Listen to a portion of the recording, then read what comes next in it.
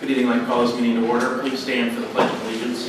I pledge allegiance to the flag of the United States of America and to the republic for which it stands, one nation, under God, indivisible, with liberty and justice for all.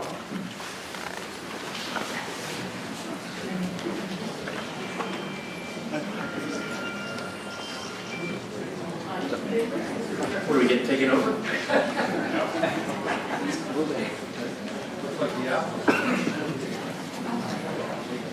I think I'm going to cry. Now that everybody is seated, please stand again and welcome the Palm Beach Gardens Pizzazz to sing our national anthem. Oh, say, can you see by the dawn's early light what so proudly we hailed at the twilight's last gleaming, whose broad stripes and bright stars through the perilous fight o'er the ramparts we watched were so gallantly streaming, and the rocket's red glare, the bombs bursting in air, gave proof through the night that our flag was still there.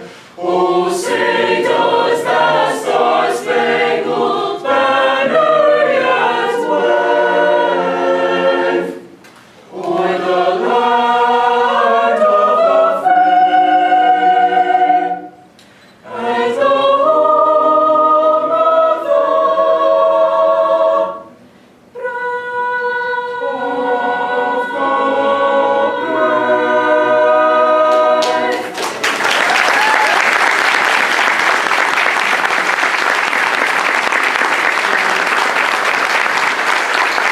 I love you guys. I went to opening night baseball the other night, and with all due respect to KC, if KC the Sunshine Man, he couldn't shine your shoes. He really did a great job.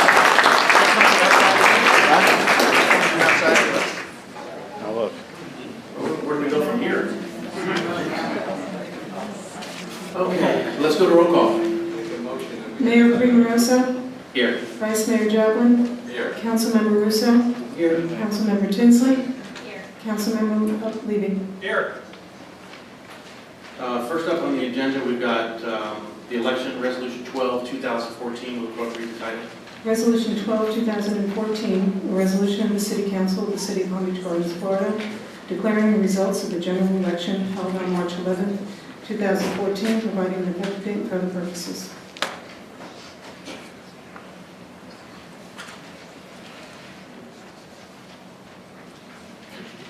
Okay, don't need to bring it back for any discussion. Do we have a motion?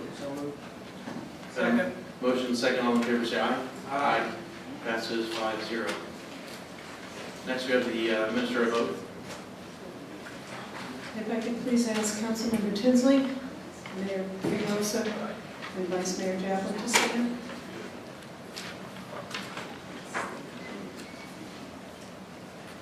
Please raise your right hand and repeat after me. I, please state your full names, beginning with Councilmember Tinsley. I'm Marcy Tinsley.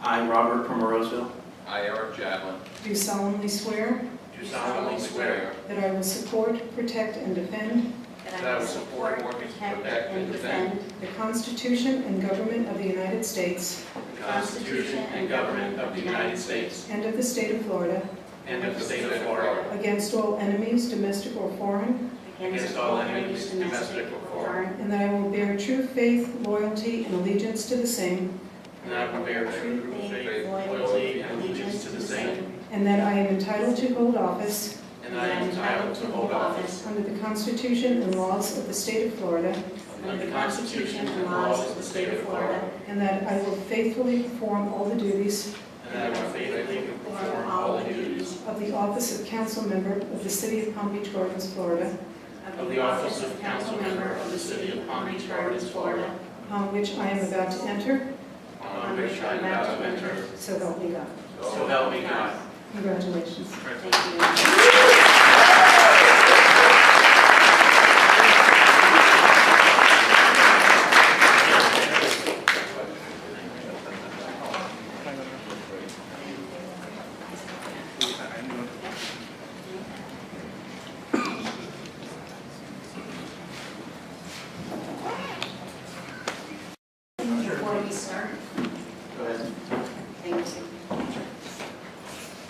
say a few words, if I may, and I'll try to be quick. As we all know, life can be challenging at times. This re-election campaign was a challenge that left me with a gift. I had a gift of getting to know and to meet so many people from all corners of our city. I spent almost 3 months knocking on doors in Plat 1, Plat 4, Plat 6, and other communities as well. There were several words that I can describe as to what I learned. Pride. People in our city are proud of the quality of the city and what it possesses. They have pride in our sense of community and have pride in the fact that they live in such a beautiful city. People are okay with the fact that our council disagrees at times, but also take pride in the fact that we are not disagreeable, we are respectful. Concern is another word. Our residents are concerned about the future. The feeling of concern is natural. Our residents are concerned about overdevelopment, about All Work Florida, about Western development, term limits, which we'll talk about. The concern is not because it became an election campaign talking point. It's just the opposite. These topics became a popular election talking point because the residents are concerned. Family. One of the definitions of family is a basic social unit considered as a group, whether dwelling together or not. Our residents have common goals, and family is one of them. We are very family-oriented here in Palm Beach Gardens, and because of that, our residents cherish the activities our city provides them, such as the PBYAA, supporting our young athletes. They are very supportive of our educational facilities, and of course, they take pride in their neighborhoods. Our businesses and HOAs give back to this community in so many ways. Just look at the Honda Classic this year, gave back to our community $2 million this year that they gave back to our community. The Frenchman's Creek and the Ballon Isles Charitable Foundations give back each year to our community. This act of giving is what makes our city have such a great sense of family and community. I want to thank the many people that helped me with my re-election campaign. I want to thank the business community for believing in me and for their support. I want to thank my family who are here today. Without their support and their encouragement, I couldn't be here. I'm very thankful and proud to have been chosen by the residents of Palm Beach Gardens. With pride, I promise to lead the city into the future. Because of their concerns, I want to make sure we maintain and protect our residents and their quality of life.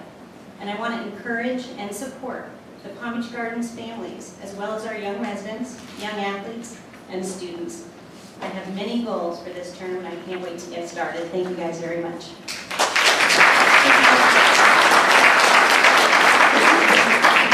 Very nice. Eric? As usual, Marcy, you always steal the show. Thank you. That was very, very nicely said, and I appreciate all those fine words. I just have a few thanks I would like to make. I've been here a long time.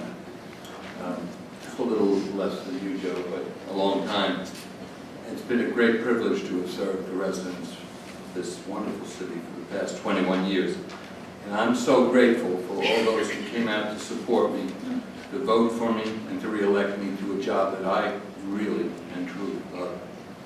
It was not easy. The resources that were spent on this campaign were unprecedented, and at times they seemed overwhelming.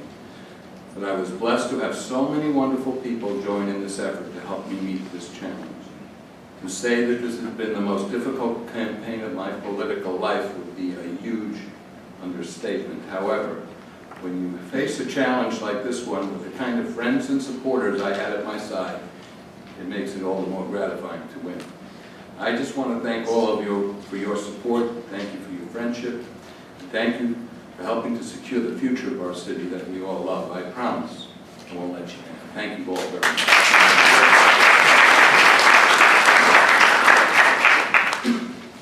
Before we get started with the reorganization, have some sad news that we want to have a moment of silence for if we could. On March 27, 2014, retired Palm Beach Gardens Police Detective Joseph Kalia passed away at the VA hospital after a long battle with cancer at the age of 74. Detective Kalia started his career with the police department in 1976 and rose to the rank of sergeant before returning to New Jersey to work with his family in 1984. Joe missed Palm Beach Gardens, and police work, so he moved back to the city and was rehired in 1989. He has lived in the city ever since and became one of the most respected detectives until his official retirement in 2002. He immediately became a reserve officer and volunteered his time every week for the past 10 years. Overall, Mr. Klee has served the citizens of Palm Beach Gardens for nearly 30 years, and he will be missed. So we have a moment of silence, please.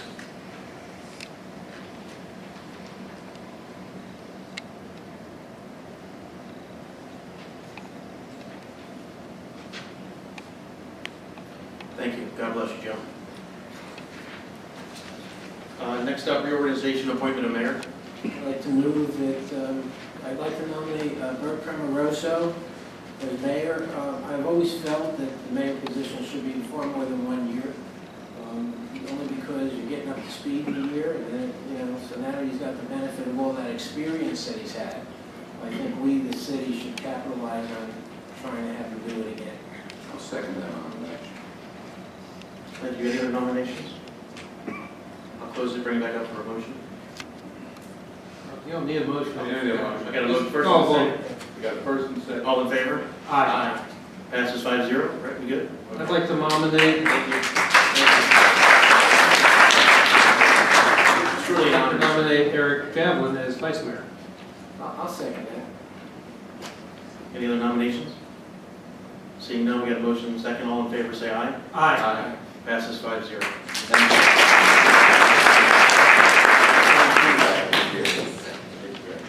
You guys better be better, too.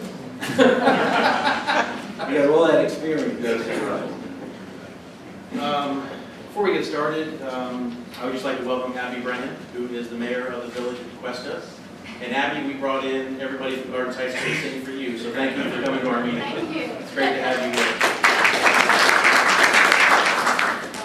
Abby just got reelected to mayor last week in the beautiful village, and we're so glad to have her as an ally in North County with us. So welcome, and thank you for coming tonight. All right, next up, we have Resolution 13, 2014, the appropriate title. Resolution 13, 2014, a resolution of the City Council of the City of Palm Beach Gardens, Florida, appointing the mayor and vice mayor for the city, providing an effective date for other purposes. Okay, no discussion needed. Do you have a motion? So moved. Second. Motion and second. All in favor, say aye. Aye. Passes 5-0. Thank you. Next up, appointment of council members to external boards. Mr. Mayor, I'd like to move that we do 4 and 5 at the end of the meeting. That's usually what we do because everybody's here to see a lot of these other things. So maybe move that to the, reorder the agenda and put that after the discussion on charter review. Okay, so a motion and second. All in favor, say aye. Aye. Passes 5-0. We'll move external and internal boards to B and C under items of council action. Thank you. Additions, deletions, and modifications. I do have one new item under additions, a proclamation for Child Abuse Prevention Month. Got a motion? Motion and second. All in favor, say aye. Aye. Passes 5-0. Thank you.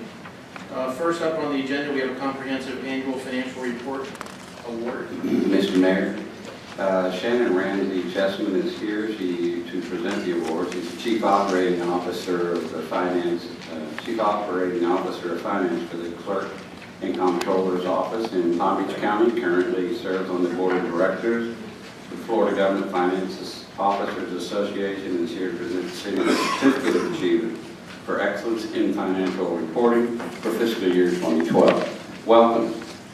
Good evening. Thank you very much. Welcome. I'm honored to be here today to represent the Government Finance Officers Association and to present the Certificate of Achievement for Excellence in Financial Reporting to the City of Palm Beach Gardens.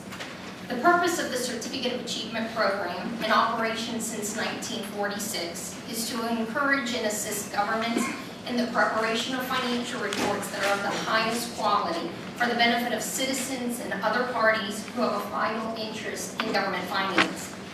During the over half century the program has operated, it has gained widespread recognition as the premier indicator of excellence in governmental accounting and financial reporting.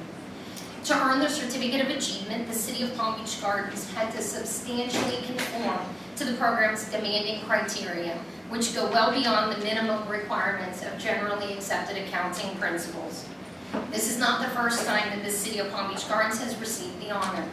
Rather, today's presentation marks the 19th consecutive year that the city has received this honor, and such a record reflects the professionalism, commitment, and hard work of numerous individuals, including Finance Administrator Alan Owens, Accounting and Financial Reporting Director Sean O'Brien, and the entire Finance Department.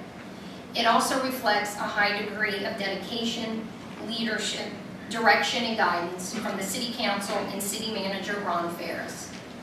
The Government Finance Officers Association hopes that this award will serve as an example and encourage others to strive for the same high standards in their own financial reports.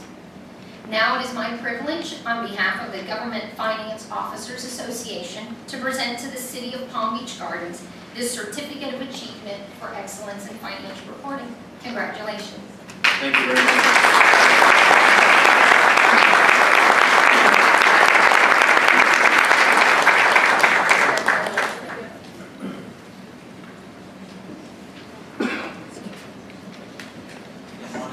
Thank you, Shannon, for being here tonight, and just to echo a couple of things that Shannon said, I do want to take a minute to recognize the efforts of Sean O'Brien. Unfortunately, Sean is sick today. He was out today, so we won't ding him too bad, I guess, for this one day off. But he is the person primarily responsible for preparing our annual financial report, coordinating the entire audit each year. So I just wanted to thank him in particular, and also echo some of the words that Shannon said as far as thanking you, the members of the council, for your support throughout the year, and also especially Mr. Ferris for his support on a daily basis for everything that we do in the finance department. So again, thank you all very much. Thank you, Alan, and to your team. And Shannon, we'll see you back here next year for number 20. I'll be here. Thank you very much. Next up, Department of Transportation, PJ Boulevard and Beeline Highway. Good evening, Council. As you were aware, the DOT has, in the 5 years, managed to raise PGA Boulevard from Beeline Highway east to the C-18 Canal. The DOT is with us tonight to present their plan for raising that area. I'd like to present the Cindy Kindler for Stanley Consultants.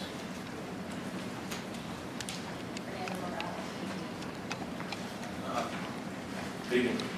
Good evening, Mayor and elected officials, most welcome citizens of Palm Beach Gardens. My name is Fernando Morales. I'm coming from you to present the reconstruction of State Road 86. This project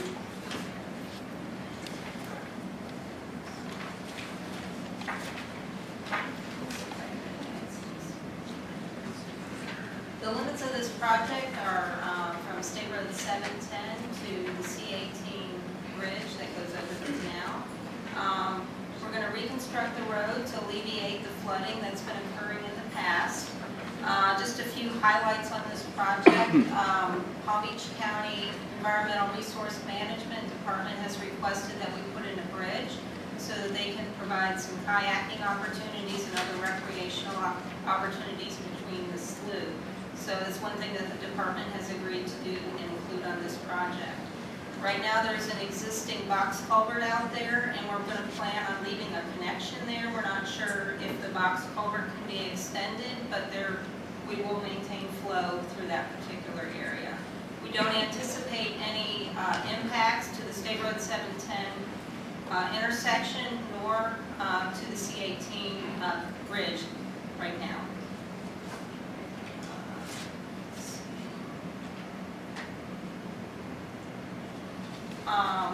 So as Fernando said, we're going to reconstruct and raise the roadway to alleviate the flooding, provide a new bridge for recreational opportunities.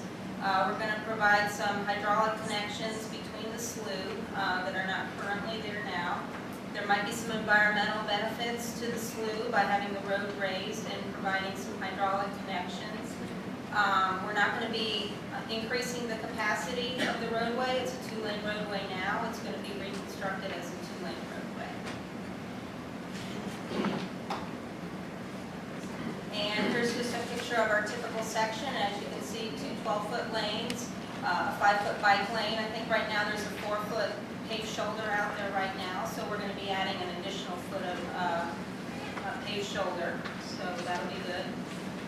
And here's just a representation of the canal section where the bridge is going to be. And just a couple of highlights. We're going to have some critter crossings on the side. This is very similar to what was done on State Road 710, and that's what Palm Beach County Environmental Resource Management requested. Just a little bit about the schedule. This project is a design-build project, which means it can be constructed much quicker than the normal letting. And we're going to be scheduled to let the project in 2015. It's an aggressive schedule. We understand that the department is wanting to get it done as quickly as possible. We need to have our criteria package and concept plans done by October of this year. We're trying to get our permits in hand by October of this year also. It's important to know that the project's funded for construction, which means that it can advance. And we anticipate that there's going to be some incentives for the contractor to do the construction as quickly as possible.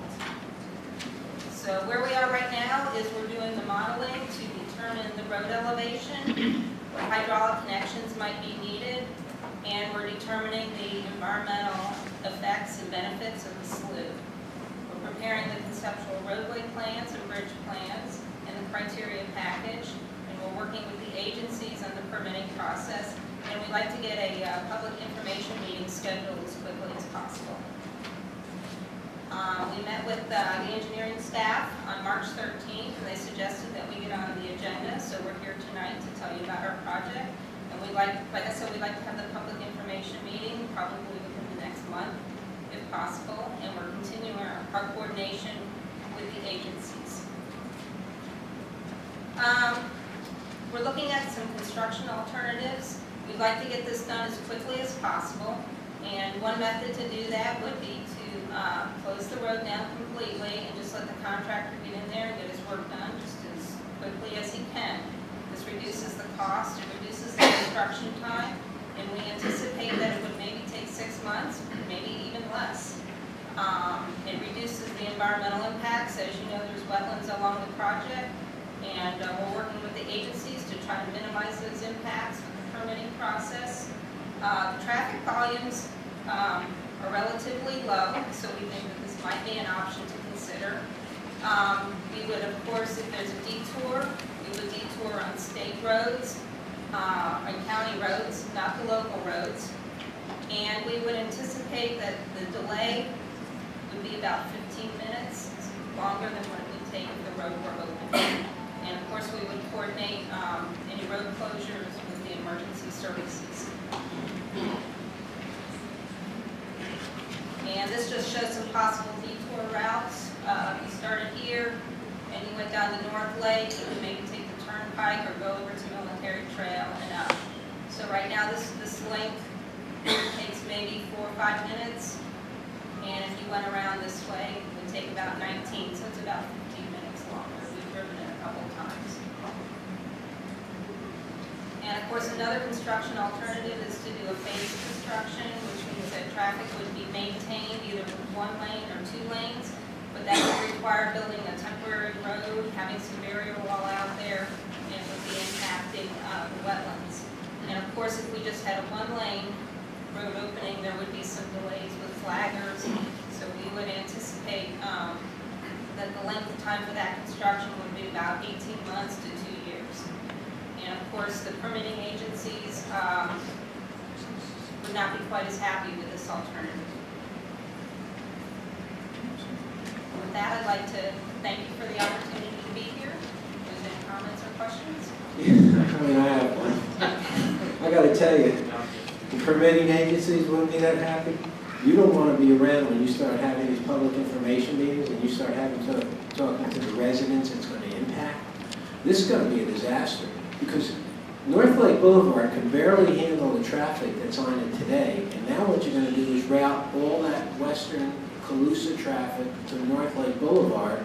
It's going to be far longer than 15 minutes in the morning. I mean, because the road can't handle that additional traffic.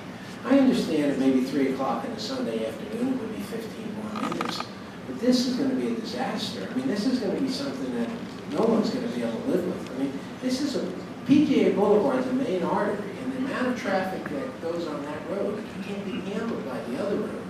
I mean, you need to come out there on North Lake Boulevard at 7:30 to 9 o'clock in the morning, and then on the reverse side at 5 o'clock in the afternoon.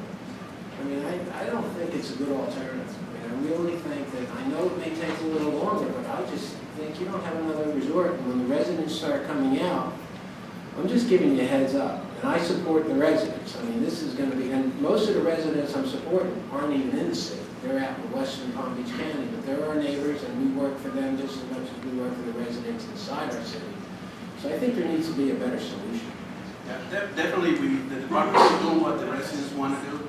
I mean, whether it's 6 months or 24 months, we just want to have the opportunity to explain that 6 months, we're going to have incentive to this, like 5% of the cost, like $500,000 to the construction company to finish early. That is like a lot of money for them, so they're going to try to do it faster they can to earn the money. 6 months or less against 24 months or more. Because once we get to the 24 months, we're not going to put an incentive because their workers are going to be in traffic. There's going to be some problems with the, emergency vehicles and with the people working and flagging and doing face. So it's going to be probably, I would say, more than 2 years. Well, let me ask you another question. Can we pick the 6 months? I mean, can you start May 1st and then November 1st? Well, we're going to let it in April. And they have about a month or 2 months to mobilize. But we can put language on the contract that they have to mobilize either faster or later.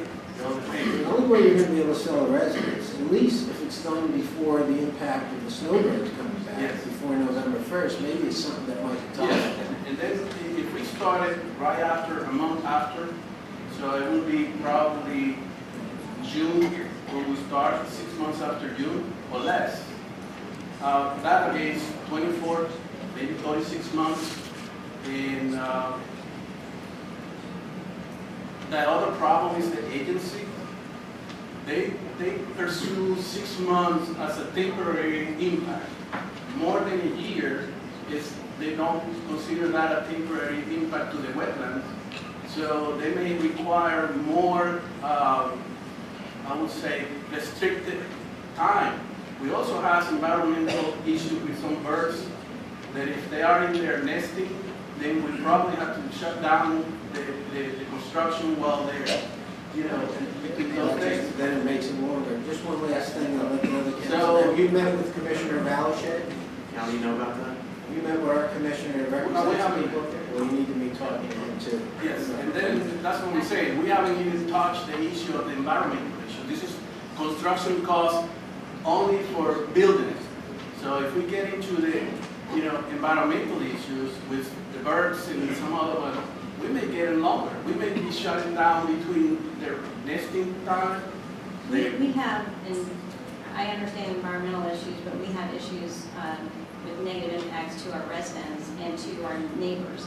And personally, I'm absolutely opposed to closing it. I think that we can provide opportunities, financial opportunities, to make that 24 months or 2 years better, just like you did with the 6 months. You can provide incentives, but we have to consider public safety, and increasing and closing an entire road.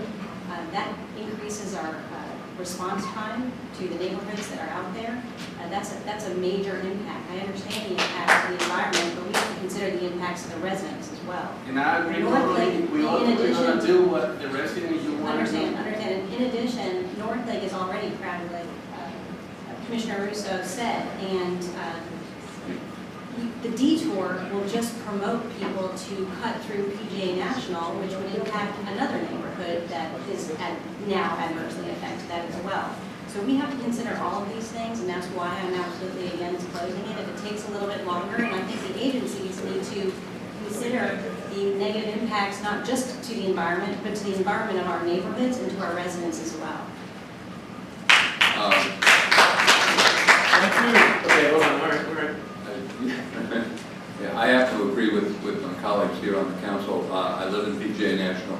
There have to be some representatives of PGA National and Mirasol, by the way, which is on the other side of the road, right here. And these people represent all of the residents that live in PGA National and Mirasol. David Denon over here, the POA president of Mirasol, and Bob Hodson and Mike Engelshire in the back represent PGA National. I think you need to sit down and talk to those people and get their input and their wisdom on this, because it's their communities that are going to be affected by this 100%. So if you're looking for us for guidance, I believe we're going to be looking to our residents for guidance, because frankly, I don't want to see, I appreciate you can get this done within a shorter period of time. I'm also concerned about the noise.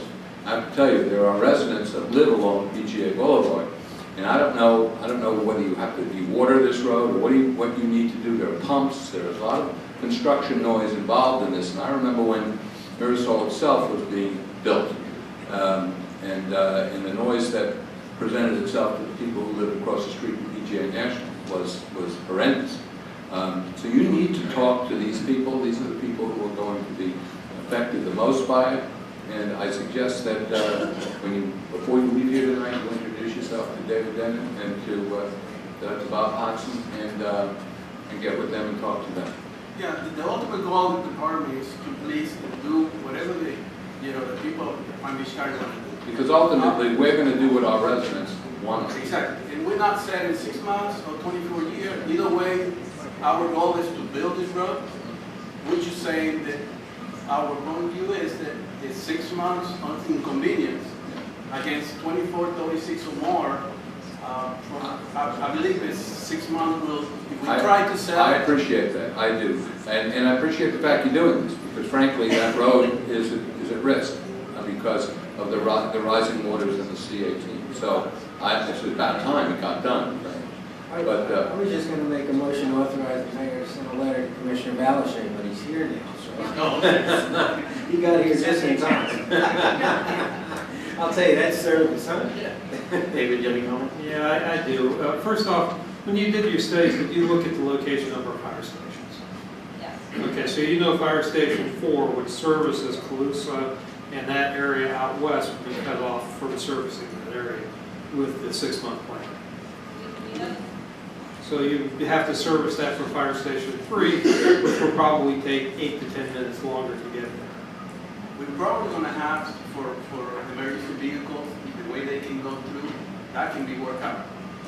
Okay, well, I wouldn't want to go through a construction zone carrying someone who's injured. But that's one of the things. One thing, I am happy about the bike lane. I don't know how many people use it, but I'm happy about the bike lane. I'm not sure about the environmental permits, but I do environmental permitting. I don't see why there'd be a difference between one time frame and another. Your birds are going to nest within the 6-month period of time as well as the 24-month period of time. So. Let me show you the typical sections. Okay, you can see what I'm talking about. You see the existing road? Okay, where the right-of-way is, the 2-line right-of-way, all that is wetland. Wetland denominated. With the new footprint, we're not really close to the right-of-way, but if we have to face it, we have to build a second lane on the other Okay, I side. understand. And then we'll be impacting all of that wetland. So you'll need to get a special dredge and fill permit. Well, Excuse me, sir, can you please speak into the microphone? We're not picking it up. the agencies, like I'm saying, a year or more is not what they call a temporary impact.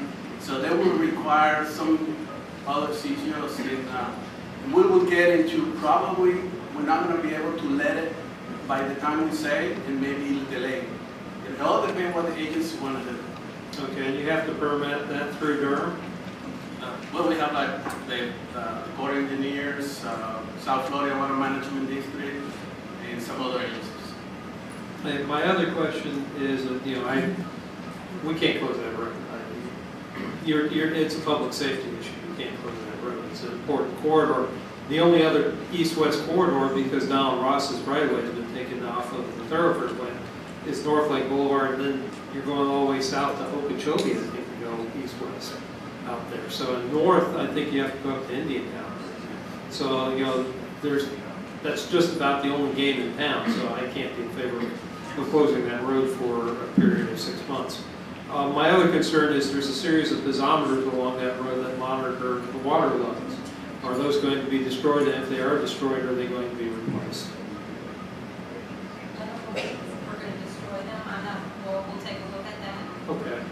Because those are very important so that we can monitor the water level, which is important to ensure that there's no flooding in our neighborhoods.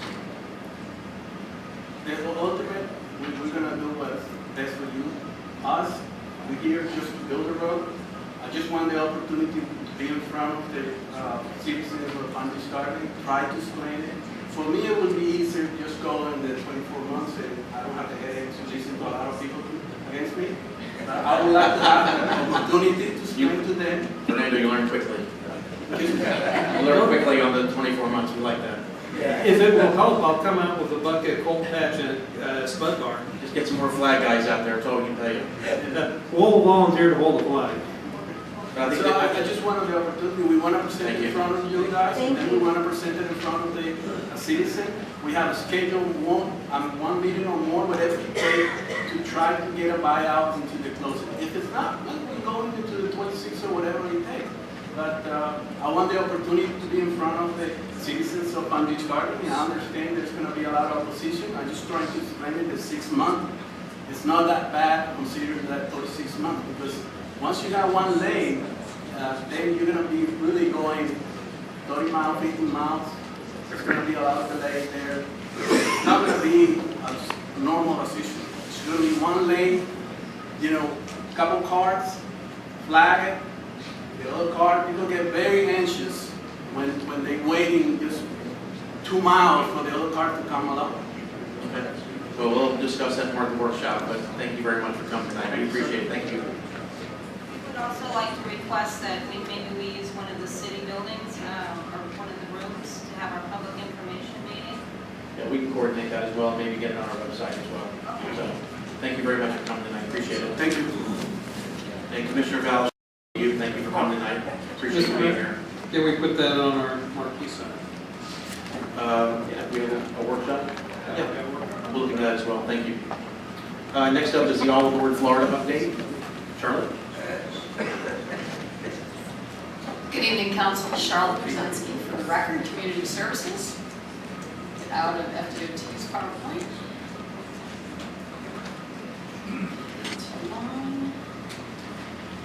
Okay, I'm here this evening to give you an update on facts about All Aboard Florida, to give you and our public an opportunity to see what we know as staff. So I'm going to share some information with you and then be happy to answer any questions. First of all, this first slide is going to give you some service details and some proposed economic impact. I do want to tell you that all this information that I'm going to show you on this slide has been provided by All Aboard Florida or can be found on their website. First of all, as most people know, the service is Miami to Orlando, with stops in Miami, Fort Lauderdale, West Palm Beach, and Orlando. They do anticipate double tracking through our city. There's going to be 32 proposed one-way trips proposed. The trains are going to operate between 79 and 110 miles an hour. We do know that through our city, they will be closer to the 110 mile an hour range. The anticipated crossing closures will take less than a minute. That's gates down, train passing, and gates up. The trains are typically about 900 feet long compared to some of the cargo trains that you see come through our community that are about 2 miles long. So that's why it's so fast. Their predictions at this point for the maximum number of crossing closures per day is 60. That's 32 All Aboard Florida high-speed trains, and then freight up to approximate maximum point of 28. Currently through our city, they operate about 11 to 14 cargo trains through our city, so that's what you see today. The All Aboard Florida project is basing their business model on the fact that there's 50 million trips a day between those communities, and they believe they can take 3 million cars off the roads. The project is expected to create construction jobs, somewhere in the number of thousands, and then more than 400 permanent jobs for our residents. Travelers, they're hoping, will extend their stays through the opportunity of this high-speed train to visit different travel stops while they're here in South Florida. Again, all that information provided by All Aboard Florida. Do want to go over some project points to tell you where we're at in this process. The project is governed by the Federal Rail Administration and the Florida Department of Transportation. The city has no jurisdiction over this project or All Aboard Florida actions. It is in the sole house of FDOT and the FRA. Currently, All Aboard Florida, FRA, and FDOT are completing their diagnostic review of the rail line through all of the communities. Through this review, the FRA and the FDOT have the opportunity to make safety recommendations and other recommendations to All Aboard Florida. The FRA is processing a federal railroad rehabilitation and improvement financing loan for the funding of the project that's been requested by All Aboard Florida. Because of that, the FRA is completing an environmental impact study called an EIS. This should be completed this spring, and there's going to be a 45-day public comment period where our agency, other agencies, and the public will have the opportunity to review that and give comment. Dates and times at this moment have not been determined. We will make sure that we push that out to the public when we know. Now, you have several staff members that are engaged in following this project, as well as a few council members are highly engaged. And there are some issues that we see that we want to share just to make people know aware that we are looking at them. So, mitigating some issues. We are concerned about crossing and pedestrian safety. The FRA is recommending 3 or 4 quadrant gates or divided lanes in our city because of the speed of the train. Now, our concern about that is this is a recommendation only. FDOT design standards do not require this type of supplemental safety measure, and FRA has no jurisdiction over those crossings, but FDOT does. So you have a recommendation, but it is not a requirement. Next, emergency response. Our staff is evaluating response implications. Our concerns are that the increased closures and the related traffic congestion are going to impede our safety staff. They are working diligently to analyze the situation, and as you know, you have an innovative chief staff, and they're working on looking at how they can fix their responses.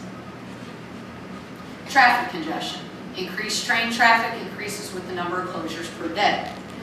Our concern is the flow of east-west traffic through the community, and again, our emergency vehicles. Now, those can all be mitigated through signalization timing and things of that nature, but it's something that we're watching. Other issues that we're trying to mitigate. Noise. Staff is evaluating the cost and the process to establish quiet zones. Our concern here is, though, if the city funds those zones, that train engineers always, by the horn rule, can sound the horn at their discretion if they feel there's a safety issue. There's another level to this. We would also want to make sure people understand that All Aboard Florida and FEC, if they have an established operating policy that tells those engineers they need to always blow the horn, they can disregard our quiet zones. So that's a concern. Crossing agreements. All Aboard Florida has proposed to relieve the city of certain obligations under our existing FEC agreements to fund the cost of constructions in those crossings. Some of our agreements date back to the early 50s. We have one in the 70s, a couple more recent. Our concern is these past agreements obligate the city to pay for the cost of construction in the crossings. Now, All Aboard Florida has said they're going to relieve you of that, but we want to know and have them clearly articulate to us what that means. What will the city be responsible for, and what will All Aboard Florida be responsible for? And your city attorney, Max, is actively engaged with their attorneys and the Florida League of Cities Task Force on that issue. Lastly, something we want everyone to understand is there is taxpayer costs to this. All Aboard Florida will not fund any additional improvements that are not required, including quiet zone infrastructure and the increased rail bed maintenance costs, which we are obligated to under our crossing agreements. For us, those can be some one-time costs and be costs in the annual funding process through the budget. So that's another issue that we are watching. That is my update. Those are things that we know. Any questions of Charlotte? Yeah, Charlotte. How can we get the FDOT, I see we got some representatives from here, even though I know they're roadway people, not railroad people. How can we get the FDOT to adopt the FRA standards? I don't have a definitive answer with that. I think it's going to be a combination of working with their staff and some political pressure possibly. But we're trying to weed through that. There's a lot of things that are moving parts in this. So every day another subject comes up, we hold more conversations and we try to find the answer. So I'm searching for that answer. I'm wondering, it may be premature to do this, but I wonder if we should do a resolution to send to our state legislature urging them to adopt the higher degree of safety standards to cover these faster trains. That's fine with me. I'm not sure it's going to happen, but I don't know. But at least we can express our opinion that we would prefer to have these higher safety standards in Florida, because this would affect the entire state. And I bet we could get some of our fellow cities to do that. I might be able to talk to the League of Cities at the next meeting and see if I can get a resolution from the League of Cities asking that the DOT adopt the FRA standards. I would assume that those are the standard, their standard. It is the FRA's recommendation to do those supplemental safety measures at this moment in time. I think that we should be pushing for that. Yeah, we should, but here's some of my concerns, okay? I think Charlotte's articulated many of them, but this is being sold to the public as a passenger rail project. And what I'm concerned about is not so much the passenger rail project, which sounds very, very interesting to people who would like to see Tri-Rail come up here. Over the years, we've always hoped that that would happen. If this happens, obviously the connection will be made and we'll eventually get Tri-Rail up here. It sounds very sexy. The problem I see is that this is being sold to the general public as a passenger rail system, and everyone's overlooking the freight. These freight trains are going to be doubled. We've got 11 or 14 right now, and we're going to get 28, and they're 2 miles long. These freight trains are going to block all of those grade crossings for a long period of time, a lot longer than they're blocking them now. And you put that in conjunction with the 32 extra trains in between those, it's going to be gridlock in most of these cities, not just ours, but Jupiter and Cuesta. And I know the mayor of Cuesta is here, and West Palm, and I know the mayor is very concerned about the trestle bridge, correct? Because I heard her talk at the MPO, and there are a lot of moving parts to this. And there's a lot of things that are being sold to the general public as good things that I think is, forget what's going on over here, guys. It's what's going on over here that we should be concerned about. There is a RIF loan that is being proposed. We don't allow clapping, so, but I appreciate the sentiment, but we're all in this together. Only for tonight. Well, we're all in this together. I got a call from our congressman the other day. He wanted to know what our concerns were, and I told him what my concerns were, and I wanted to bring that to you too. There's a RIF loan. It's an acronym for whatever you said there, and I can't remember. But what it is, basically, it's a loan guarantee. The federal government is being asked to guarantee the last figure I heard was $1.8 billion loan for 30 years at a very low interest rate. And this is very, very advantageous to all aboard Florida industries. But what is it going to bring us? And what is the process that in approving loans like this? I don't know if the Congress of the United States has any oversight over these loans. I think they're basically deals that are made between the FRA and the railroad.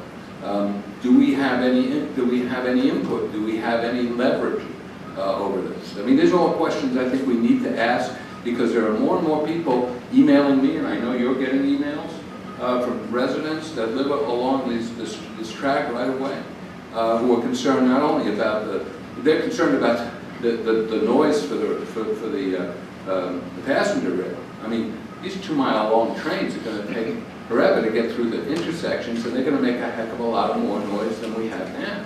And there are people who live in a butt right up to those train tracks.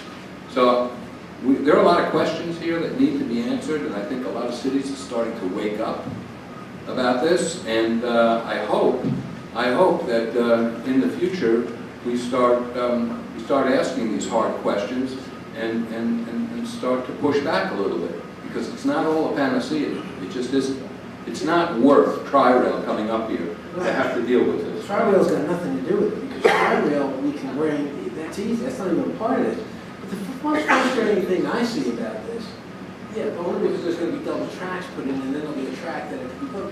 That could be done very easily. It doesn't cost $1.5 million to do that. You know, what needs to happen here is we need to have citizen involvement, okay, that goes to Washington. And I mean, this thing does not make financial sense. I don't care what anybody says.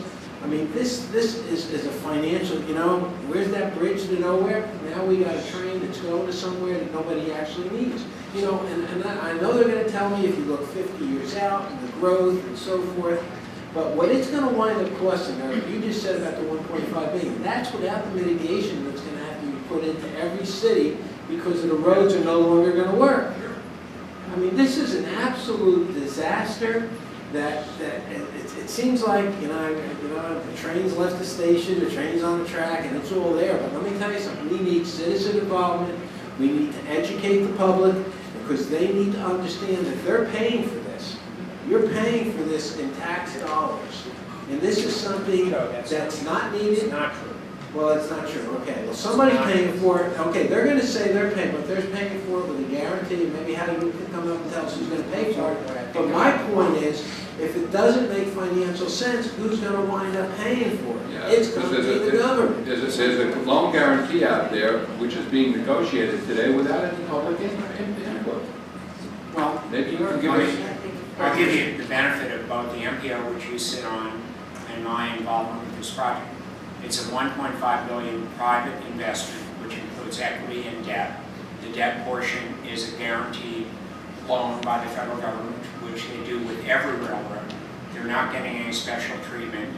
The risk is entirely on them whether the thing succeeds or fails. What they've offered to do, and you know this, Eric, is complete the safety improvements at every grade crossing throughout the whole corridor that the train runs on. So I don't want to see this get run away into, some horrible thing. And I know Mayor Brennan and I have talked about this, and I respect her a lot, but the fact that they're doubling the freight trains, where did that information come from? Who says they're doubling the number of freight trains? It was in the report that showed out the air, right? It was staff. It's on the website that staff don't. It came from them. Well, they could have done that anyway, right? I mean, they own the tracks. If there was increased freight traffic. Well, I beg to differ. I don't think they can physically do it with a single track. They can do it with a double track. They own the right of way, and they can do whatever they want with their property, right? True. I mean, so if they want to run more trains there, these are two separate issues. Yeah. And what bothers me is we've been clamoring, and when I was here on this council, Tri-Rail came up to us and talked about a stop here in Palm Beach Gardens, and I didn't think that was a great idea. But people have been clamoring for passenger rail in South Florida forever.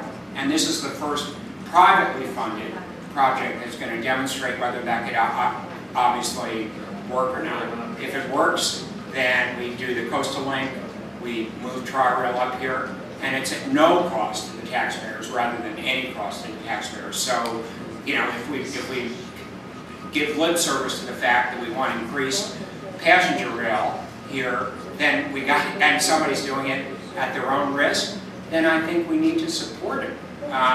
The problem I see, I don't think these grade crossings are a problem and if we bifurcate this between freight and passenger rail, if a train passes by in a minute, I think the impact is de minimis. The real impact that Mayor Brennan and I have talked about is that bridge, that trestle bridge up on the Loxahatchee River. And I happened to talk to the CEO of All Aboard Florida over the weekend, and they're working very hard to, the problem isn't, the bridge closing, and that's a big problem, but the problem is the unpredictability for boaters, and what they're working very hard on, and sincerely on, with both the Treasure Coast Regional Planning Council, with me, with all of the cities, is to make a time certain when the bridge is open. And if they can get to that, I think that'll be an acceptable, hopefully it'll be an acceptable solution. Obviously you don't want to go out in a boat and wind up sitting there for half an hour while the bridge is down, but if you know when it's going to be open and closed, then maybe that's an acceptable solution. Maybe it isn't. That, to me, is the biggest problem. So I don't want to see a lot of public sentiment, aroused about this, because it's something that we've asked for a long time. When somebody finally provides it to us, we say, oh, no, it's too inconvenient for us, and we don't want it. Well, you're misconstruing what I said. Frankly, I've been clamoring for passenger service up here for a long time too. But it's different. It's different than this, because this, to me, that's a red herring. They're offering this at no cost, yes, to the taxpayer. There's no cost, and we're also, as you know, at the MPO level, applying for a federal grant, a Tiger grant, to pay for all of the quiet zones. Well, I don't know if it'll pay for all. Where's Roger? Is he still? I don't know if it'll pay for all of them. But aside from that, my concern is the freight. That's what I'm concerned about. That would have happened. That's what I said. But that could have happened regardless of this. I mean, that's just some, an offshoot of this, and I'm not certain. I mean, when I talked to Hussein Cumber, he didn't say we're planning to double the amount of freight on this. Well, if they would be willing to limit the or put some kind of cap on the amount of. I'm sure they're willing. If they are, that's fine. Yeah. To me, that's. They want this. Look, they want to risk their $1.5 billion. I mean, they're not asking for anything from anybody, and they want to see if it works. It might or it might not, but I'm sure. But they're not, thumbing their nose at us. They've been very, very accommodated to everybody's request. You ask Kim about that. I mean, she's met with them a zillion times. They appear everywhere when there's a public meeting, and it's not time for us to start bashing this project. I'm not bashing it. I'm concerned about the freight portion of it. That's the part that I'm concerned about, raising. Well, it's not part of the project. I mean, do you understand what I mean? I don't know how many times I can say this. The freight portion they could have done regardless of whether they ever heard the words All Aboard Florida. They own the tracks, they own the right-of-way, they have the right to double track it. Unfortunately, the way Flagler set this up, the cities and the counties are subservient to them. And, that's just the way it is. And there's nothing much that we can do about it. And we've lived with that all these years, and we've had a symbiotic relationship with them, so to speak. We've lived with each other. But this is a whole different animal. That's what concerns me, and I'm bringing it up as a concern. What concerns you is the freight, or you're asking the freight? The freight. That's not what this is all about. All of it, actually, but the freight is the biggest concern. It's all right, thanks, Al. Let's move on. Marcy, go ahead. All of this concerns me, loan or no loan, the taxpayers will be paying. They will be paying because there is an impact. And we have to talk about safety. There's 32 trains, 28 freight. I agree with you. I'm very concerned about the freight, but I'm also concerned about the number of the trains, the speed of the trains, the quiet zones. We have a lot of people that are I don't know if it's misinformed or just not informed. They're concerned. And I spoke about that a little bit before. People are concerned because they don't have the facts. And we don't have the facts either. So we need to find the facts. And in some cases, we're talking about a high-speed train that's going to be crossing. We have many intersections that are multi-jurisdictional. We have, for example, Donald Ross Road. We have Lighthouse. We have Burns, North Lake, that are multi-jurisdictional roads where we have Palm Beach Gardens and Palm Beach County and Jupiter, for example, that all have to discuss one intersection if we want quiet zones intact. Now, Charlotte brought up a very good point about quiet zones. They may blow their horn, but you know what? They may not. And if we put quiet zones in place and they're there throughout throughout the entire city, then it's very possible that the response will change. And over time, the rules and the policies will change once they are in place. And glass half full, however, in this case, we have to be proactive and not reactive. We need to talk to Jupiter, we need to talk to our neighboring communities, and we need to work together to find solutions. Now, when we're saying that the people are, the taxpayers are not paying, they are going to pay because the infrastructure for quiet zones are not included, which means Palm Beach Gardens will have to pay to improve the intersections for quiet zones. So we will be paying, and that is a concern of mine. And I personally think that we as a council should do a resolution like you suggested. However, we have now we can respond in the 45-day response period and respond to our concerns. And I passed around a letter that Jupiter had wrote in the past just recently, and a resolution in addition. St. Lucie, I think, wrote a letter as well, which I distributed as well. I think that we should write a letter to our legislators, our Congress, and we should, and the county, and to everybody to let them know what our concerns are so we can start the dialogue. And then I think we should have a workshop with our residents, everybody that wants to come, doesn't have to be a Palm Beach Gardens resident, everybody, our neighboring communities as well, so that we can inform and we can educate people so we're all communicating together and we can all know what's going on, because we're not pushing this train forward. They are doing it. We are not initiating this. They are initiating it, and we are being affected. So we need to work together to mitigate, like Charlotte had mentioned. And we need to write a letter to address our concerns like Jupiter did. And right now, maybe we were supportive in the past, but now, at this point in time, because there's so many unanswered questions and because there's so many concerns about funding and financing, our taxpayers are going to have to flip the bill for quiet zones. They're going to have to flip the bill for all of these negative impacts. So at this time, it's almost like I'm opposed to this initiative if it keeps moving forward in this way. However, if we work together and we all get together and we all talk about it and we mitigate the concerns, then maybe it would be a wonderful thing for everybody.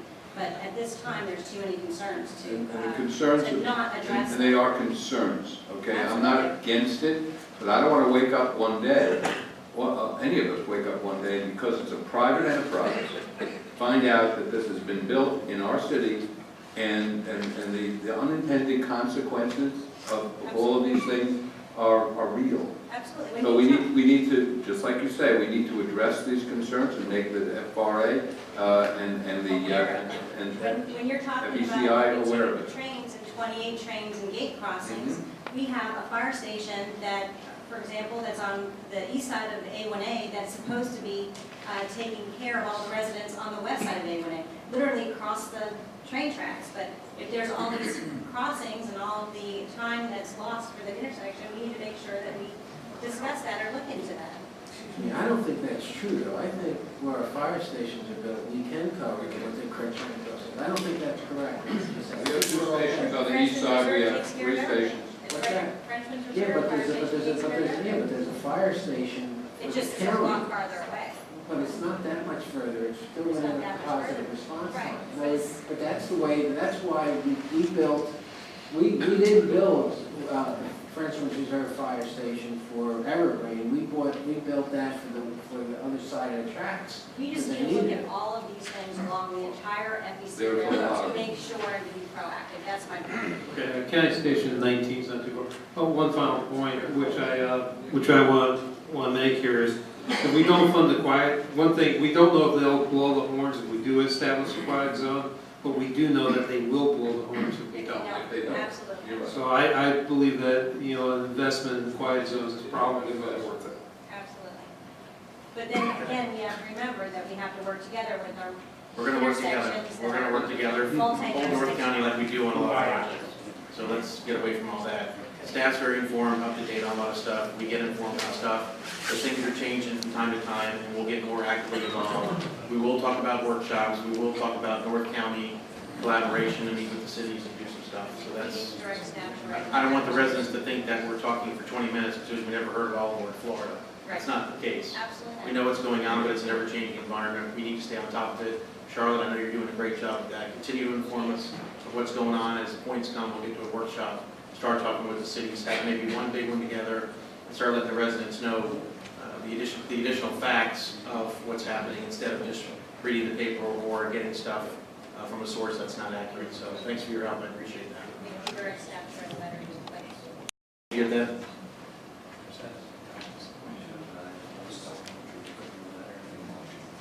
All of our concerns that we listed. Yeah. I think the concerns that we raised today, the ones that were in the report. Yes. Right.